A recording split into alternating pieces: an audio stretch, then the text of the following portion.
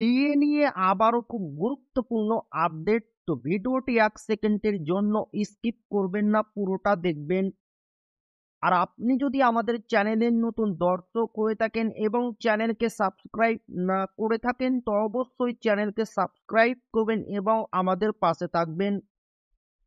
তো ভিডিওটি শুরু করা যাক।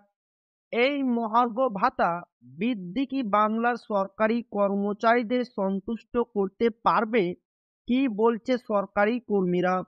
পশ্চিমবঙ্গ সরকার রাজ্য সরকারি কর্মচারীদের জন্য মহার্ঘ ভাতা ডিএ বৃদ্ধির ঘোষণা করেছে, যার ফলে রাজ্যের কর্মীদের মধ্যে একটি বিরাট ব্যবধান এবং অসন্তোষ তৈরি হয়েছে। বাজেটে রাজ্য সরকারি কর্মচারীদের ৪% মহার্ঘ ভাতা বৃদ্ধির ঘোষণা করা হয়েছে। সপ্তম বেতন পে কমিশনের আওতায় কেন্দ্রীয় সরকারি কর্মীরা ৫৩% হারে ডিএ পাচ্ছেন। তবে গত ১২ই ফেব্রুয়ারি রাজ্য বাজেটের দিন বাংলার সরকারি কর্মীদের ৪% ডিএ বৃদ্ধির ঘোষণা করা হয়। কেন্দ্রীয় সরকারি কর্মচারীদের সঙ্গে রাজ্য সরকারি কর্মীদের ডিএর ফারাক ৩৯%। আর এই বকেয়ার জায়গায় মাত্র ৪% ডিএ ঘোষণা ভিক্ষা দেওয়ার সমান। মুখ্যমন্ত্রী আরও বলেন, ২০১১ থেকে ডিএ বাবদ ২ লক্ষ কোটি টাকা দিয়েছে এই সরকার। ৭৫,০০০ কোটির দেনা শোধ করে কিভাবে করছে? ২০১৯ সালে ডিএ সহ সরকারি কর্মচারীদের ২.৫৭ গুণ বেতন বেড়েছে।